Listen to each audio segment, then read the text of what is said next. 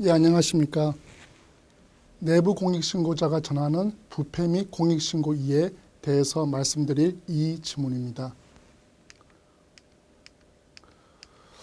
우리가 여러분들 공익신고하면 무엇이 생각나십니까?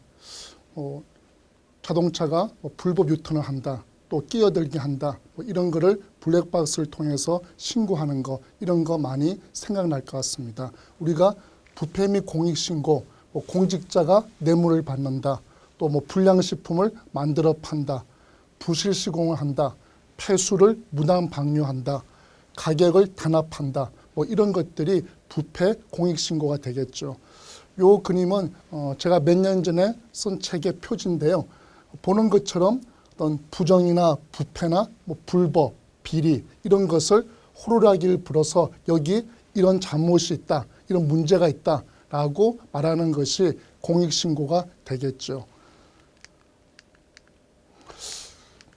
여러분들은 혹시 직접 공익신고를 해보신 적이 있으십니까? 저는 오늘 강연 주제처럼 직접 내부 공익신고를 했던 사람입니다.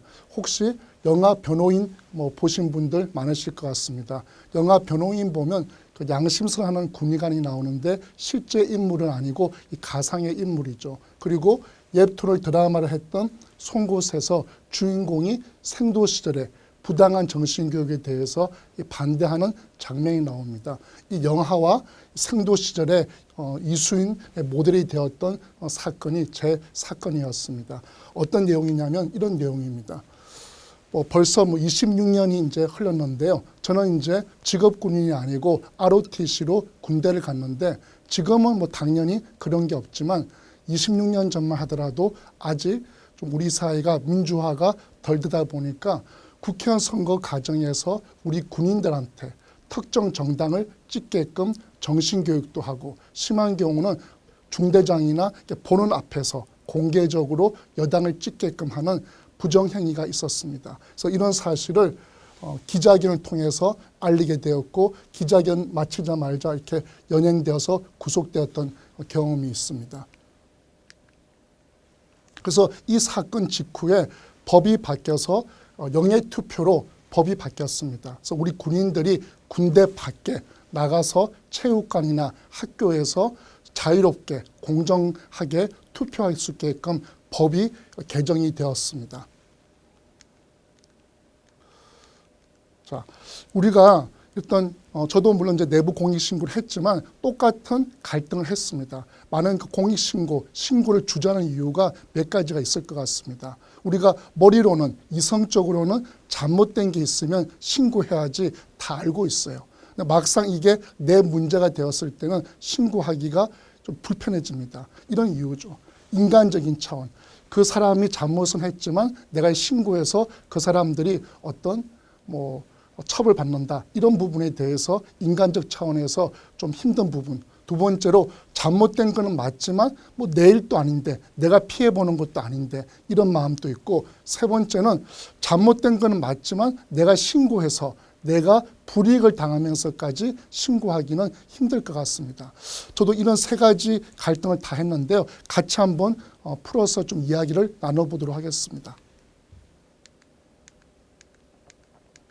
예, 저도 먼저 이런 갈등을 했습니다. 제가 모시고 있던 중대장, 이분은 유일하게 우리 부대에서 소신을 지켰습니다. 왜 우리 군인들이 정치에 개입하는지 모르겠다. 우리 중대만이라도 공정하게 투표하게끔 내버려둬라 라고 했습니다. 근데 이에서 계속해서 우리 중대장한테 압박이 가해졌습니다. 우리 중대만 여당 득표율이 떨어지면 대대, 연대까지 다 파급 효과가 있다 보니까 최소한이라도 형식적이라도 좀 교육 좀 하라라고 계속해서 압박이 가해지니까 우리 중대장이 소신을 못 지키고 중대원들을 한자리에 불러 모았습니다. 여러분께서도 평생 잊지 못하는 어떤 한 장면을 가슴에 담고 사실 겁니다. 저는 그때 그 장면을 평생 잊지 못하는데요. 중대장께서 이렇게 말씀하셨어요. 육사신조 중에 이런 게 있다. 안일한 불의의 길보다 험난한 정의의 길을 택하겠다. 나는 지금까지 이 신조를 어겨보지 않았다고 자부한다. 그런데 지금 이 순간 너희들 앞에 부끄러운 모습으로 서 있어서 미안하다. 아직 마음을 정하지 않았으면 1번을 찍어줬으면 좋겠다. 라고 하면서 한급하게 나가시는데 눈물을 흘리시더라고요. 저는 그 뒷모습을 보면서 제가 부끄러워졌습니다. 저는 2년 반 의무복무하고 나가면 그만인 사람이지만 저분은 육사를 낳아서 평생 직업군인으로 사셔야 될 분인데 내가 만약에 저분처럼 직업군인이었다고 하면 나도 내 진급을 위해서 우리 중대원들한테 여당을 찍으라고 강요하지 않았을까. 그런 면에서는 부끄러워지면서 또 한편으로는 이런 사실을 알리게 되면 우리 중대장 그리고 다른 중대장들 또 대대장 이런 분들이 처벌받고 감옥에 갈 수도 있고 군복을 벗을 수도 있고 하는 것들 때문에 인간적인 어떤 갈등을 오랫동안 하게 되었습니다. 자, 그래서 제가 이것이 제 기자회견문 마지막 구절인데 어떤 이 정언으로 인해서 불이익을 당한 분한테 죄송하다. 그렇지만 정의와 의리 차원에서 정의를 선택할 수밖에 없었다라고 말씀을 드리면서 기자회견을 할 수밖에 없었습니다. 우리 한때 이 드라마가 엄청 인기가 있었죠. 미생 드라마. 미생 드라마에서도 내부 고발, 내부 공익신고에 대해서 보여지는 장면이 있습니다. 뭐냐면 그 주인공 있는 부서에서 어떤 상무, 다른 어떤 직원들의 문제를 이제 회사에다가 이야기를 해서 그 사람들이 탈출을 당합니다. 근데 오히려 사내 게시판에서는 그 주인공 있는 부서에 대해서 비난하는 거죠. 굳이 그렇게 내부 고발해서 그 사람들을 쫓아낼 필요가 있었느냐. 너희들은 얼마나 깨끗하길래 그러냐. 조용히 지나갈 수 있었던 거 아니냐. 이런 식으로 오히려 부정적으로 바라보는 인식을 드라마에서도 잘 보여주고 있습니다. 자, 근데 우리가 이런 이제 문화가 있죠. 우리 사회가 특히 정, 의리, 인간관계를 중요시하는 문화가 있다 보니까 설령 잘못된 게 있어도 덮어놓고 지나가야지 그런 거를 덜추어내서 신고하고 고발해서 그 사람을 처벌받게 하는 거는 너무 인간적으로 심한 거 아니야? 오히려 신고한 사람이 배신자, 배반자로 치부되는 우리 문화가 있습니다. 자, 그런데 정재성 카이스트 교수님께서도 이런 말씀하셨어요. 내가 속해 있는 조직의 이익보다 더 큰 사회에 대한 신뢰를 지키는 것이 지식인의 책무다. 우리가 당장은 내가 속해 있는 조직을 위해서 눈 감고 지나쳤다가 이것이 우리 국민, 우리 사회에 더 큰 배신을 할 수 있다는 것입니다. 그래서 우리가 당장 눈앞에 있는 부분이 아니라 더 큰 부분을 바라볼 필요가 있다는 것입니다. 자, 이런 이제 인간적인 이유도 있지만 두 번째로 잘못된 거는 맞지만 나나 내 가족이 피해 보는 것도 아닌데 저도 그런 경험이 있었어요. 제가 옆 동료 소대장들한테 우리 젊은 장교들이 이런 것을 잘못된 것이니까 뜻을 모아서 이야기를 한번 해보자라고 이야기했더니 내 가족이 내 친지가 출마한 것도 아닌데 누가 당선되든 무슨 상관이 있어 이렇게 이야기를 하더라고요. 그러니까 내 일, 내 가족, 내 친지 일도 아닌데 내가 나설 필요가 뭐가 있어 이런 이제 인식이 있는 것이죠. 자, 그런데 그렇지 않다는 것입니다.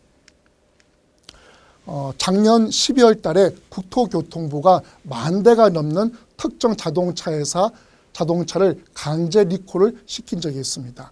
강제 리콜했다는 건 뭡니까? 안전에 문제가 있었으니까 했을 거 아니겠습니까? 이거는 그 내부의 직원분이 회사에다가 문제 제기를 했는데 수용되지 않으니까 내부 공익신고를 한 겁니다. 그래서 국토교통부가 다시 검증을 해서 안전에 문제가 있다. 리콜을 시킨 겁니다. 만약에 이런 내부 공익신고가 없었다고 하면 그 10,000여 대가 넘는 자동차를 타는 많은 사람들은 안전에 치명적인 위협을 빠질 수도 있었을 것입니다. 자, 그리고 적십자사 직원들이 이런 거를 내부 공익신고한 적이 있습니다. 우리가 헌혈을 하면 피검사를 해서 혹시 병에 걸린 피다 폐기 처분해야 될 겁니다. 근데 실제로 제대로 관리가 안 되는 바람에 간염, 말라리아 걸린 피가 유통이 되었어요.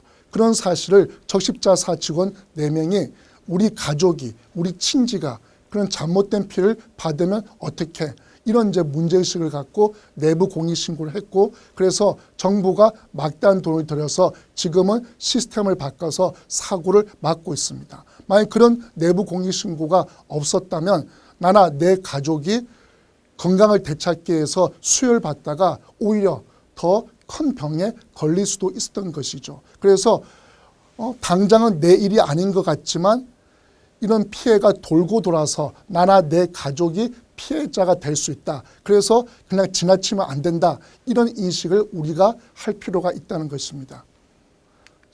세 번째로, 그래 그 잘못된 거 맞아. 그런데 내가 불이익을 당하면서까지 신고를 할 수는 없지 않겠습니까? 저도 그 신고로 인해 가지고 구속되었다가 이등병으로 파면이 되었습니다. 물론 3년 재판을 해서 파면 취소가 되었지만 군에 가기 전에 장교 특채로 입사했던 대기업에 복직을 못했고 또 파면이 취소될 때까지는 공무원 시험도 볼 수가 없었습니다. 이렇게 저도 젊은 시절에 개인적으로 어떤 취업에 어려움이 있었는데 우리가 그 당시에 신고했던 사람들이 많이 불이익을 당했어요. 저뿐만 아니라 어떤 감사원의 감사 비리를 고발했다. 어떤 군대에서 민간인을 사찰하고 있다. 이런 중요한 사건을 내부 공익신고했던 분들이 뭐 파면당하고 해고당하고 수배당하고 감옥에 가고 이런 것들이 있다 보니까